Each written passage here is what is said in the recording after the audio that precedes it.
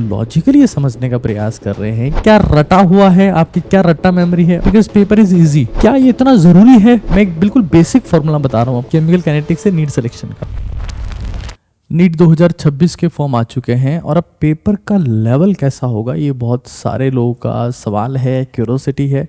तो यहाँ पर इस वीडियो में हम लोग लॉजिकली ये समझने का प्रयास कर रहे हैं कि पेपर टफ होता है, इजी होता है, कुछ फर्क पड़ता है वास्तव में क्या होता है। ये this video is not for the views but for the conceptual understanding and to make you fearless.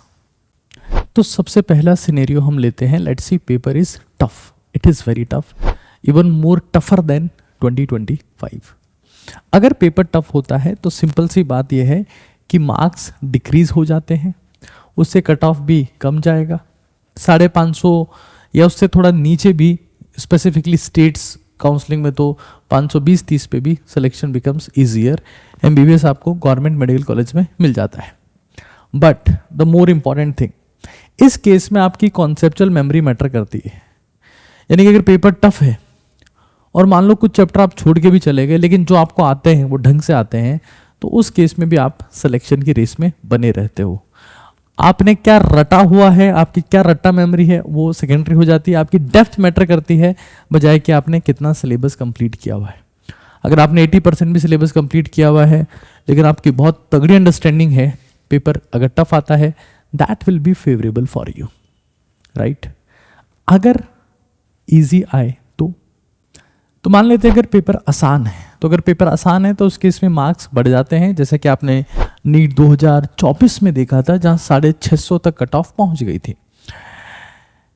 Obvious सी बात है कट ऑफ बढ़ेगी, मेमोरी स्पीड और एक्यूरेसी ज्यादा इंपॉर्टेंट हो जाते हैं और सिली मिस्टेक सबसे बड़ा विलेन बन जाता है, क्योंकि सबको लगभग सब आता था लेकिन सिली मिस्टेक्स की वजह से सिलेक्शन नहीं हो पाया। ये 2024 वाले बहुत सारे स्टूडेंट्स के वर्ड्स थे, बिकॉज कट ऑफ 650 तक वहां पहुंच गया था। अब इस केस में आपकी रीच मैटर करती है कि आपने कितना सिलेबस पूरा किया हुआ है, चाहे आपने सुपरफिशियली पढ़ रखा हो, बिकॉज पेपर इज इजी।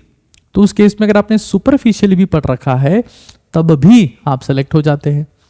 तो अब ये सोचना कि पेपर टफ आएगा, मैं कुछ छोड़ देता हूं फिर भी सेलेक्ट हो जाऊंगा, या फिर ये सोचना कि ऊपर से पढ़ लेता हूं काम हो जाएगा, दोनों डेंजरस है।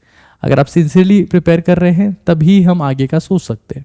तो अब मैं ये बताने का प्रयास करता हूं कि 26 में एग्जैक्टली पेपर कैसा आ सकता है। तो एग्जैक्टली कैसा आ सकता है नीट 2026 का पेपर, ये भी हम लोग एक बार समझ लेते हैं। देखिए सबसे पहले तो जहां तक फिजिक्स की बात है ना, तो डायरेक्ट फॉर्मूला बेस्ड क्वेश्चंस का नंबर लगातार कम हो रहा है और पेपर का लेवल फिजिक्स के माध्यम से ही बढ़ाने का प्रयास होता है। हर साल नीट 2025-24 जो भी एग्जाम हो रहे हैं, कोविड के बाद थोड़ा डिक्रीज हुआ था लेवल बट फिर से बढ़ गया है और मुझे लगता है कि बढ़ता ही जाएगा, डिक्रीज होने की संभावना कम है। तो मुझे लगता है कि मॉडरेट टू डिफिकल्ट फिजिक्स रहेगा, यानी कि आप नीट 2025 के आसपास का उसे 10% थोड़ा इजियर साइड में या 5% थोड़ा सा लेंथियर साइड में मान सकते हैं। ज्यादा कुछ धूम धड़ाके की उम्मीद यहाँ पर नहीं है, मतलब paper will be again moderate to difficult, specifically physics. वो इसको इजी नहीं करेंगे, कभी भी नहीं करेंगे। जहां तक केमिस्ट्री की बात है, कॉन्सेप्चुअल ऑर्गेनिक स्पेसिफिकली जो रिएक्शन मैकेनिज्म बेस्ड हो, ना कि वुड्स रिएक्शन पूछ लिए बिल्कुल सिंपल सी, ऐसा नहीं आएगा। गुड क्वालिटी क्वेश्चंस होंगे फिजिकल केमिस्ट्री में जो आपके कॉन्सेप्ट को चैलेंज करेंगे। हाँ, इनऑर्गेनिक थोड़ा पीवाईक्यू बेस्ड ही रहेगा कि जो एनसीईआरटी बेस्ड चीजें हैं वही टी शेप, वही सीसो, ये ज्यादातर चीजें वहां पर। बायोलॉजी थोड़ा लेंथी करेंगे, biology will be more time consuming, हालांकि एनसीईआरटी बेस्ड होगा biology but that will be more time consuming. और मैं हमेशा ये मानता हूं कि नीट में आपको नॉलेज की कमी से आप बाहर नहीं होते हो, आप हमेशा टाइम की कमी से बाहर होते हो और वो यहाँ पर कंज्यूम हो जाएगा, तो टाइम आपको मैनेज करना पड़ेगा। अब मुद्दा ये है, क्या ये इतना ज़रूरी है पेपर के लेवल को डिस्कस करना, कैसा आएगा कैसा नहीं आएगा, या फिर ये सब फर्जी बातें हैं? इसको भी हम लोग एक बार समझते हैं। देखिए सिलेक्शन को लेकर और पेपर लेवल को लेकर क्या क्या मिथ है। कई लोगों का ये परसेप्शन है कि अगर पेपर टफ आएगा तो मेरा सिलेक्शन नहीं होगा, मुझे सीट नहीं मिलेगी, जबकि सच्चाई ये है कि पेपर का लेवल टफ होने पर कंपटीशन नॉइज साइलेंट हो जाता है, लोग बाग चुप हो जाते हैं और जो अच्छे से प्रिपेयर करते हैं वो लोग इजीली इस केस में सेलेक्ट हो जाते हैं। मैं एक बिल्कुल बेसिक फॉर्मूला बता रहा हूँ आपको केमिकल काइनेटिक्स का, कि सिलेक्शन केमिकल काइनेटिक्स से नीट सिलेक्शन का, कि सिलेक्शन डायरेक्टली प्रोपोर्शनल टू है प्रिपरेशन की पावर 1। मतलब इसके रेस्पेक्ट में तो फर्स्ट ऑर्डर रिएक्शन है, लेकिन पेपर लेवल के रेस्पेक्ट में जीरो ऑर्डर रिएक्शन है, यानी पेपर का लेवल मैटर नहीं करता, it's a game of preparation.